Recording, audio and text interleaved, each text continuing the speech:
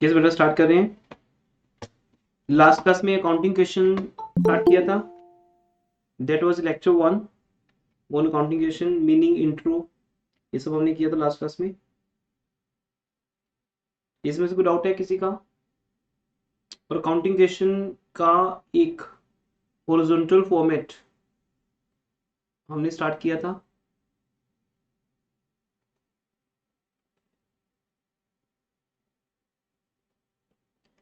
तो अभी ये चल रहा है, इन बिटवीन है।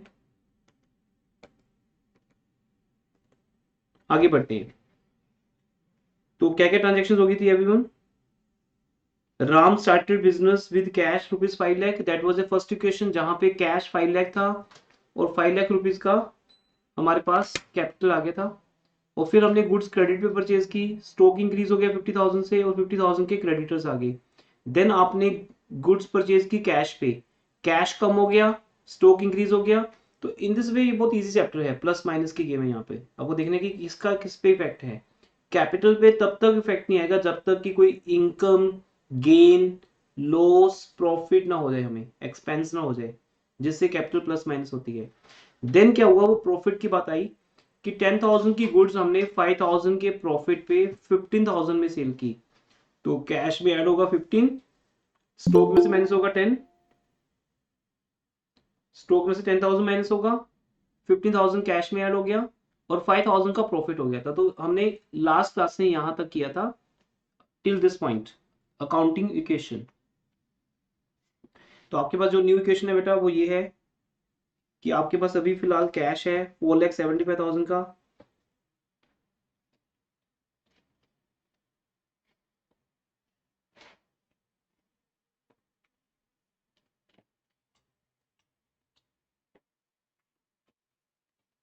और आपके पास स्टॉक है,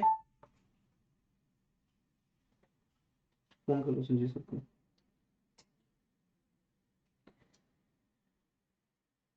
कैश है, स्टॉक है, क्रेडिटर्स हैं और कैपिटल है, राइट। अब आगे बढ़ते हैं। नेक्स्ट ट्रांजेक्शन क्या लिखे आप बताइए, आपके माइंड में जो भी आ रहा है। जर्नल में कितनी ट्रांजेक्शन है बेटा, इनमें से कुछ भी लिख सकते हैं हम यहाँ पे। क्या करें बताओ, just participate everyone. Purchased furniture. Okay. और इसके अलावा मैं वो इसलिए परचेज नहीं कर रहा बेटा क्योंकि वो ना फिर बस वो परचेज रह जाएगा, उसका कुछ होगा नहीं। उसके बाद हम उसमें कुछ करने करेंगे नहीं, बिल्कुल सिर्फ परचेज करके हमें छोड़ना होगा उसको। कुछ और करते हैं, दिस एक्सेप्ट दिस।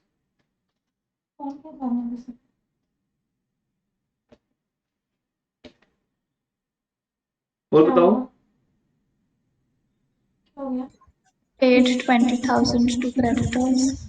ओके हाँ ये करते हैं, दैट्स गुड। आपके पास क्रेडिटर्स कितने के बेटा? ठीक है। 50,000. 50,000 प्लस 2 ग्रुप में देखो, प्लस 2 व्हाट्सएप में 50,000। तो 50,000 में से अगर हम 20,000 पे कर रहे हैं तो इसमें एक पॉइंट और कवर करते हैं बेटा। वो क्या कि हम क्रेडिटर से डिस्काउंट भी लेते हैं, तो वो लिखते हैं। तो फिफ्थ पॉइंट क्या है एवरीवन? पेड टू क्रेडिटर, जो भी उसका नेम था, मिस्टर अमित, रमन, राम, श्याम, जो भी नेम था, paid to creditor rupees 19,500 in full, in full settlement of rupees 20,000। It means आपकी जो सेटलमेंट है वो 20,000 होगी। 440 लिख दो कि अवेलेबल है बस। चलो सर को इन्फॉर्म कर दो, फिर 5 बजे ही जाएंगे एग्जैक्ट, पेरेंट्स कैन कम। तो 19,500 हमने पे किया बेटा 20,000 की फुल सेटलमेंट के लिए। तो अब इसका मीनिंग आपको 500 रुपए का फायदा हो रहा है, 500 रुपीज का आपको गेन हो रहा है। तो हम कैश में ऐड करेंगे,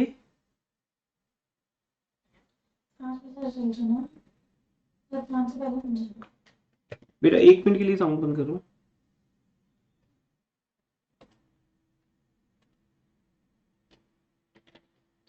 बेटा साउंड आ रही है सबको?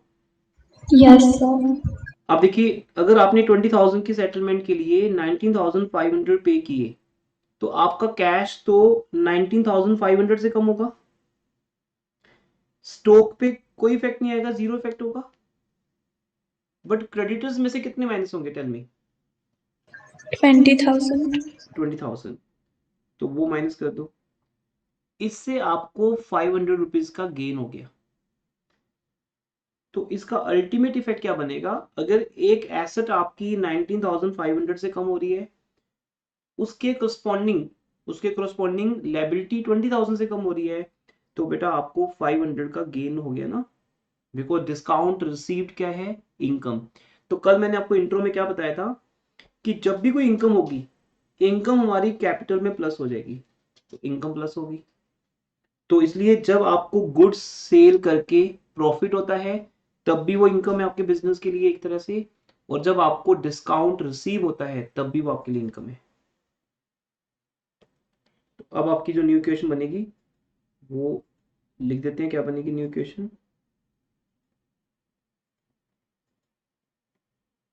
हाँ जी, 4,75,000 में से ये माइनस कर दो,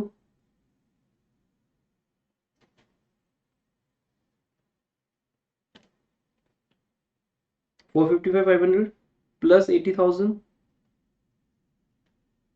इज इक्वल टू 30,000 क्रेडिटर्स, और 5,05,500। देख रहे हो ना, कैपिटल इंक्रीज होती जा रही है आपकी। पहले 5,000 से इंक्रीज हुई थी, अब 500 और इंक्रीज हो गई उसमें। नेक्स्ट पॉइंट, अब हम गुड्स को क्रेडिट पे सेल करते हैं बेटा। बिकॉज आप कोई भी फर्नीचर या बिल्डिंग मशीनरी परचेज करोगे, तो क्या होगा, वो बस ऊपर एक और ऐड हो जाएगी, प्लस मशीनरी प्लस फर्नीचर। तो फिर ऊपर से नीचे आएंगे प्लस प्लस का साइन लगाते हुए, ऐसे प्लस का साइन चलता रहेगा। जब भी कोई नई आइटम ऐड होगी, तो क्या करना होगा, हमें फिर प्लस का साइन लगाते हुए नीचे आना होगा, और फिर आइटम वो वहां से ऊपर से शुरू हो जाएगी।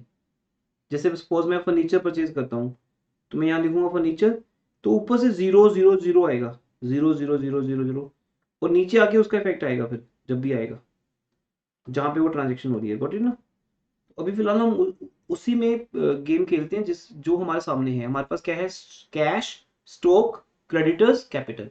तो अब देखते हैं कि नई एसेट क्रिएट करते हैं। अब मैं एक नई एसेट क्रिएट करूंगा बेटा आपके लिए, डेटर। जैसे फर्नीचर एक न्यू आइटम होता, वैसे ही मैं आपके लिए एक न्यू डेटर लेके आ रहा हूं, because now I will sell the goods on credit. तो हम लिखते हैं goods sold on credit rupees 25,000, bracket में cost rupees 15,000 at 10% trade discount to mister A. हम मिस्टर ए को गुड्स क्रेडिट पे सेल कर रहे हैं, जिसकी लिस्ट प्राइस 25,000 है, कॉस्ट 15,000 है, 10% ट्रेड डिस्काउंट पे। तो अब बताओ बेटा इसका क्या इफेक्ट आएगा? आपके सामने है सब कुछ, लगाओ दिमाग।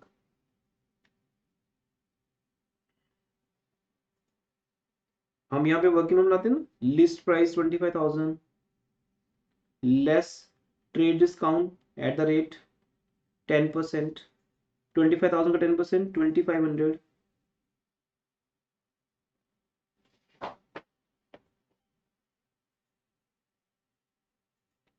22,500 रहेगी आपके पास।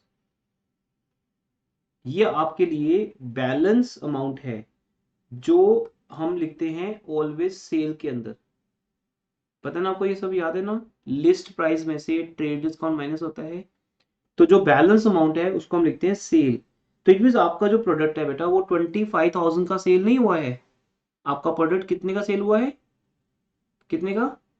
22,500 का। Got it? और उसकी कॉस्ट कितनी है?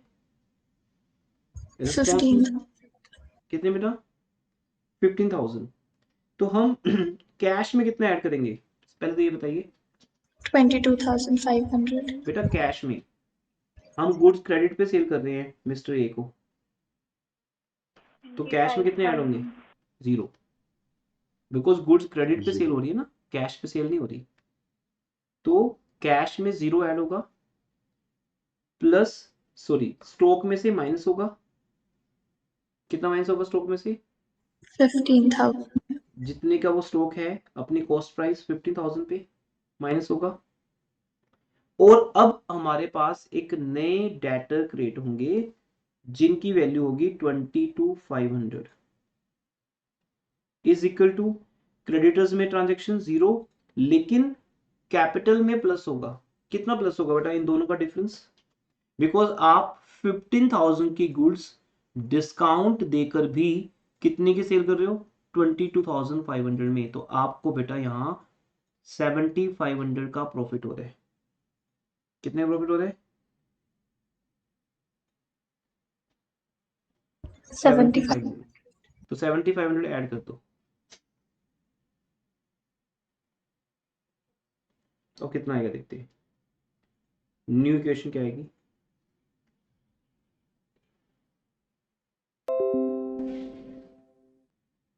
हाँ जी, कैश कितना रहेगा? वही सेम, कैश का दो 4,55,500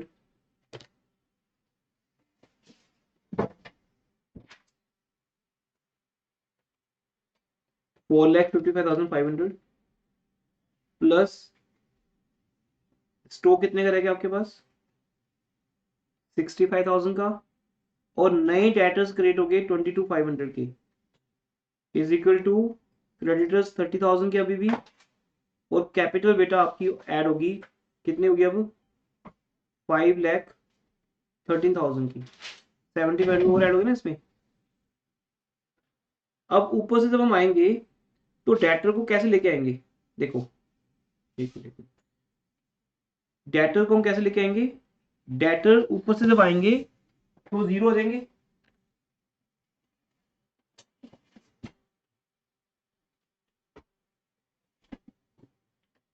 हाँ जी बेटा, पहले ऊपर से डेटर क्या होंगे? 0 होंगे। 0 0 0 0 0 0 0। और जब हम नीचे आए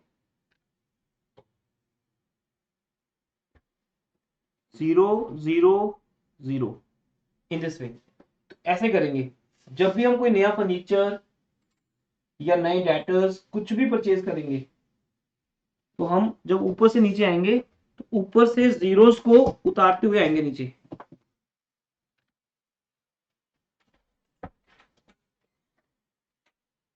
ऐसे 0 0 0 0 0 0 0। और अब जाके एक नए डेटा ऐड हो जाएंगे। अब हमारी इक्वेशन में तीन चीजें होगी आंसर्स में। नाउ मेरे पास 4 लाख समथिंग का कैश है, 65 का स्टॉक है, 22,000 के डेटर्स हैं, 30,000 के क्रेडिटर्स, 5 लाख की कैपिटल। ये ऑलमोस्ट ये आपके पास 3 एसेट्स 2 कैपिटल और लायबिलिटीज के इक्वल है। ये ऑलवेज इक्वल रहेगा। अब क्या करें देखो, now the 7 point is paid rent. लिखो पेड रेंट।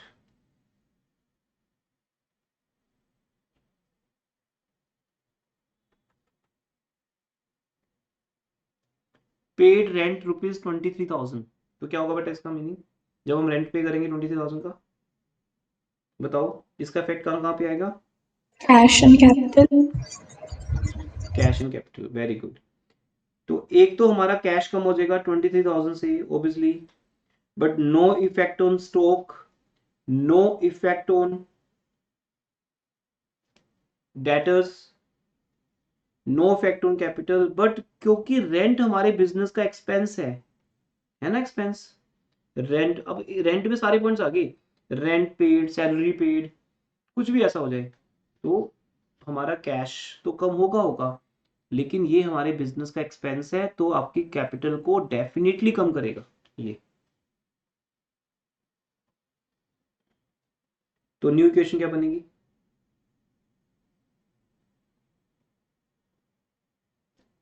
न्यू इक्वेशन क्या बनेगी बेटा?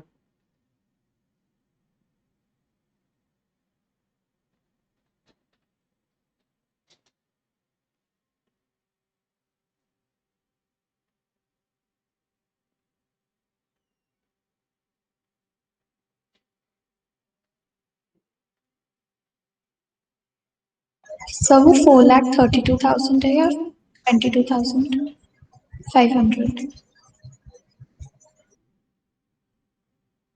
432 32 ही होंगे।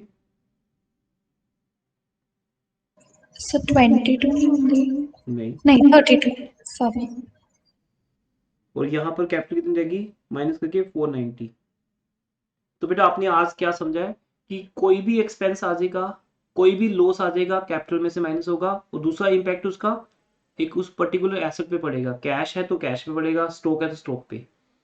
और कोई भी इनकम होगी, रेंट रिसीव्ड, डिस्काउंट रिसीव्ड, या कोई profit on sale of goods, profit on sale of machinery, कुछ भी ऐसा होगा वो कैपिटल को प्लस करेगा। चलता रहेगा ऐसे। तो ये चैप्टर गोइंग ऑन है, चलता रहेगा जब तक चलाते रहोगे आप। हम 1 मंथ भी चैप्टर को चला सकते हैं, बट ये कि इसकी एक लिमिट है। अब हम 3 या 4 क्लासेस भी लगा लेंगे तो आपको समझ आ जाएगा कि हम हर एक ट्रांजेक्शन को कैसे डील करते हैं इसके अंदर। आगे बढ़ते हैं। अब क्या करें, अब हम ड्राइंग्स करते हैं। मान लो लिखो यहाँ पर कैश ₹5,000 एंड गुड्स ₹10,000। ओनर ने क्या किया, बिजनेस में से कैश विड्रॉ किया, cash ₹5,000 and goods ₹10,000 withdrawn from business, या सीधा लिख दो withdrawn for personal use. From business होता है ये पता ही है, withdrawn for personal use.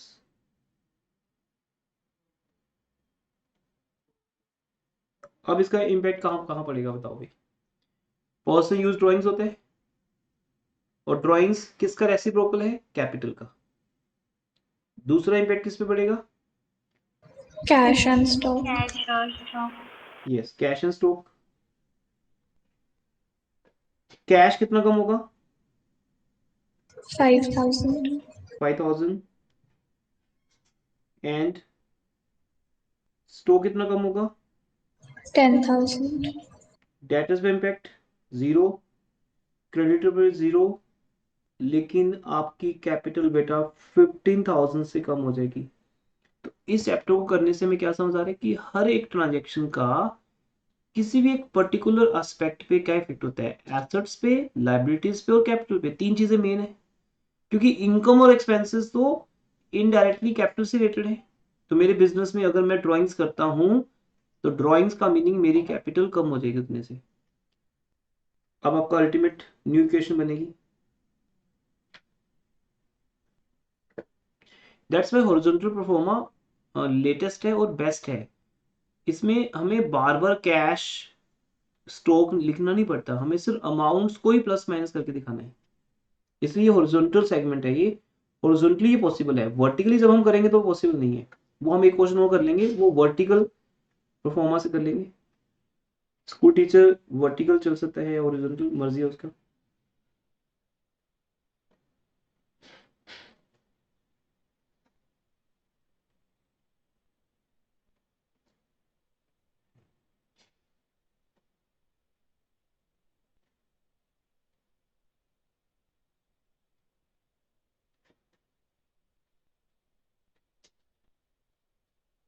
Okay, चले आगे।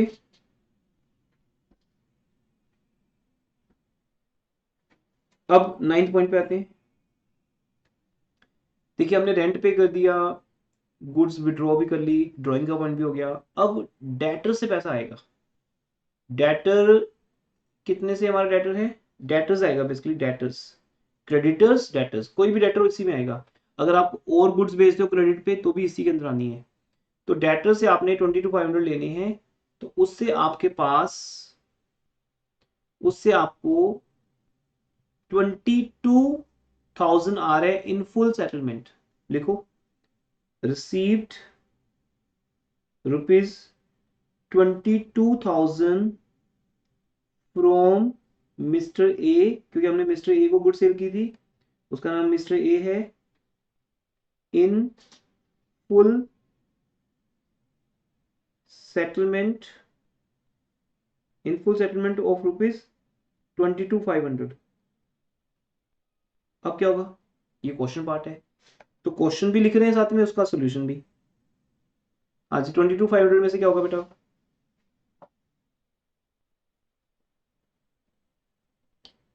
22,000 कैश आएगा, तो किस में क्या प्लस माइनस होगा, So cash में add होएगा 22,000. कैश में ऐड होगा 22, स्टॉक में 0, और डेटर्स में से कितने माइनस होंगे, Zero हो जाएगा वो. लेकिन कितने माइनस होंगे जीरो करने के लिए उसको, 22,500. हाँ क्योंकि वो तो अपनी, जैसे आपकी फीस 22,500 है लेकिन आप 22 पे कर रहे हो, तो आप कम पे करके सेटलमेंट तो पूरे की कर रहे हो ना, तभी तो डिस्काउंट मिलेगा आपको। तो बाकी का 500 हमने डिस्काउंट अलाउ किया, तो यहाँ क्योंकि आप बिजनेस हो, बिजनेस 500 रुपए का डिस्काउंट अलाउ कर रहे हैं, जिसको हम बोलते हैं डिस्काउंट अलाउड। अब डिस्काउंट अलाउड कहीं शो नहीं करना, बिकॉज वो हमारे बिजनेस का एक एक्सपेंस है, डायरेक्टली कैपिटल में मेंस होगा, बिकॉज यहाँ पे 3 चीजें दिखाना अलाउड है, assets, liabilities and capital. There is no place of income and expenses, वो सीधा आपकी एसेट्स को इफेक्ट करेंगे, कैश बढ़ेगा कम होगा लाइक दैट, डेटर्स चेंज होंगे, क्रेडिटर्स चेंज होंगे, और उसका अल्टीमेट इफेक्ट कैपिटल पे आएगा। तो अब ये जो हमारा प्लस माइनस का इफेक्ट है वो यही तो है ना, कि 22,500 में 500 ज्यादा माइनस हो रहे हैं ऐसा साइड में से, एक एसेट इंक्रीज हो रही है और एक एसेट डिक्रीज हो रही है, अल्टीमेट इफेक्ट 500 का ही है। तो अब आंसर क्या आएगा, new equation,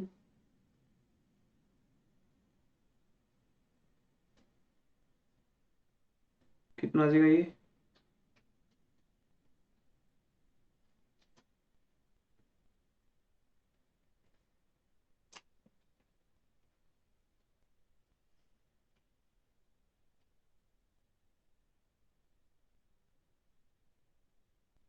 in this way.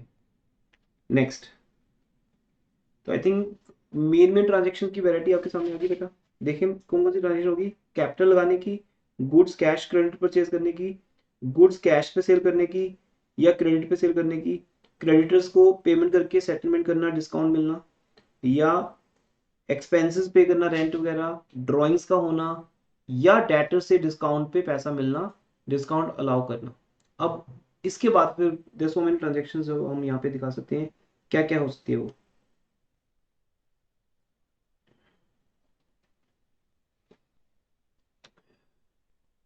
अब बताओ बेटा और क्या क्या है जो आपके माइंड में आ सकता है। अब हम लिख सकते हैं परचेज्ड फर्नीचर, या purchased machinery, purchase machinery ₹10,000 for cash. आप कैश में एक मशीन परचेज कर रहे हो 10,000 की, हाँ जी, इसका क्या इफेक्ट आएगा,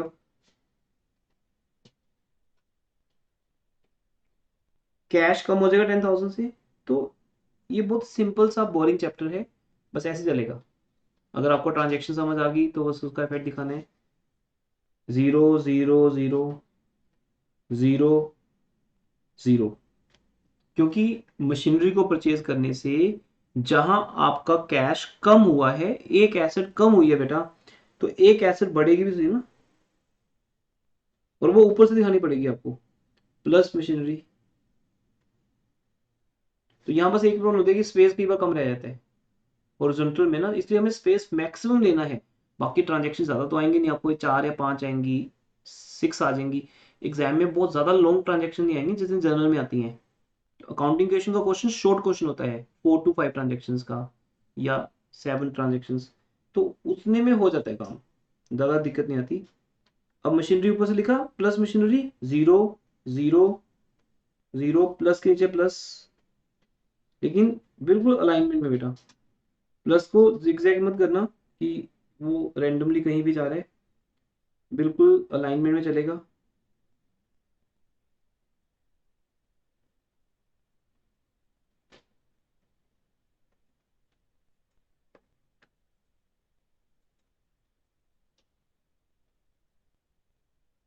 इस तरह से ये करना पड़ता है हमें, एंड तक लाना पड़ेगा जीरो को, और आज वो प्लस हो जाएगी।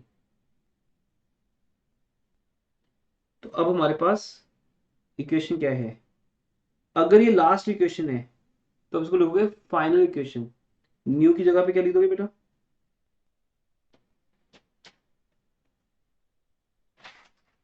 Final equation. कैश कम हो गया, 439,500 रह गया,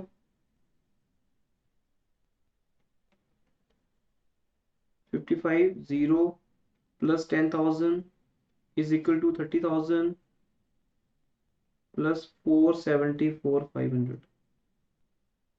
सिंपल, ये आपकी फाइनल इक्वेशन आ गई। रेस्ट अब ट्रांजेक्शन आएंगी जैसे डेप्रिसिएशन। अब नेक्स्ट, जब हम नेक्स्ट डे मिलेंगे तो we will do depreciation. Next day हम जर्नल पे टाइम कम लगा लेंगे। संडे को मैं आपको प्लान करता हूँ क्लास या टेस्ट, आपको आज इवनिंग व्हाट्सएप हो जाएगा। तो अदरवाइज तो आपका जर्नल का एक टेस्ट ड्यू होता है यहाँ पे, अगेन एक थर्ड टेस्ट, जिसमें अब हमने जो न्यू ट्रांजेक्शन समझी हैं उसके ऊपर होगा। अदरवाइज फिर अगर एक क्लास लेते हैं तो फिर हम अकाउंटिंग क्वेश्चन की क्लास लेंगे, जर्नल की क्लास नहीं लेंगे। उसमें हम कुछ और नए कॉन्सेप्ट्स करेंगे जैसे depreciation, interest on capital, interest on drawing, prepaid expenses, salary outstanding, जो स्पेशल पॉइंट्स होते हैं, बैड डेट्स, ये सब ट्रांजेक्शन आएंगे उसके अंदर। फिर एक लेंगे जिसमें ट्रेड डिस्काउंट भी होगा, कैश डिस्काउंट भी होगा, वो पॉइंट आएगा। तो आई थिंक एक क्लास और अगर हम करेंगे तो उसमें सारे पॉइंट्स कवर हो जाएंगे। देन आप अपनी बुक के क्वेश्चन स्टार्ट कर सकते हो। ठीक है, अभी भी आज बुक के क्वेश्चन स्टार्ट कर सकते हो। मैं आपको होमवर्क असाइन कर रहा हूँ। अकाउंटिंग क्वेश्चन चैप्टर ओपन करो। आज पहले बेटा इलस्ट्रेशन रीड करना। इलस्ट्रेशन रीड करने के बाद देन आपका होमवर्क स्टार्ट होता है। क्वेश्चन 1 2 3